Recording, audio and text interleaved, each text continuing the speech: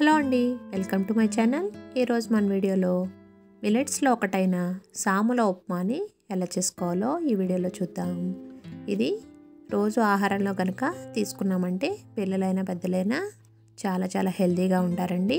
దీంట్లో fibre content ఎక్కువగా ఉంటుంది. దీనికోసం 2 కప్పుల సాముల్ని తీసుకున్నాను నేను. వీటిని బాగా వాష్ చేసుకోవాలి.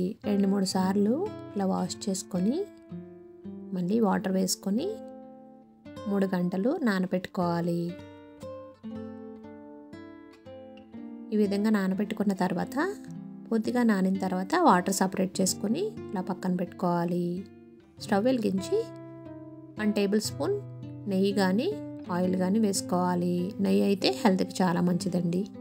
దీంట్లో 1 టేబుల్ స్పూన్ మినపప్పు, ఆవాలు, జీలకర్ర వేసుకొని ఫ్రై చేసుకోవాలి.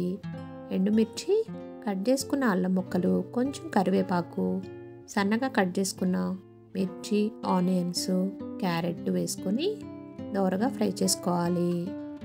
ఇవి ఈ విధంగా ఫ్రై అయిన తర్వాత నానబెట్టుకున్న పల్లీల్ని 2 టేబుల్ స్పూన్ వేసుకోవాలి. టేస్ట్కి సరిపడా సాల్ట్ యాడ్ చేసుకొని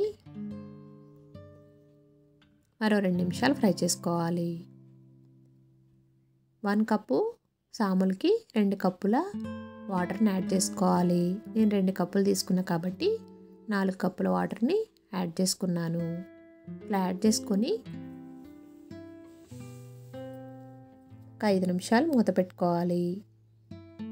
వాటర్ ఇలా బాయిల్ అవుతుండగా ముందుగా నానబెట్టుకున్న సాములను అందులో వేసుకోవాలి.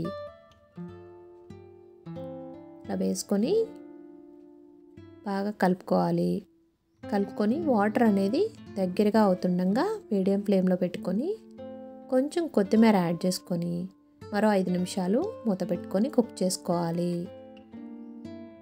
సాముల ఉప్మా రెడీ అయిపోయినట్లే స్టవ్ ఆఫ్ చేసుకోవడమే. ఇది ఈ విధంగా ప్లేట్లో సర్వ్ చేసుకోవాలి. ఏదైనా కర్రీతో కనుక మనం సర్వ్ చేసుకున్నామంటే టేస్ట్ చాలా బాగుంటుందండి. ఎంతో టేస్టీగా ఉండే సాముల ఉప్మా మీకు కూడా నచ్చినట్లయితే ఒక లైక్ చేయండి. ఫ్రెండ్స్కి, రిలేటివ్స్కి షేర్ చేయండి. మన ఛానల్ ఎవరైతే సబ్స్క్రైబ్ చేసుకోలేదో సబ్స్క్రైబ్ చేసుకోండి. Thank you.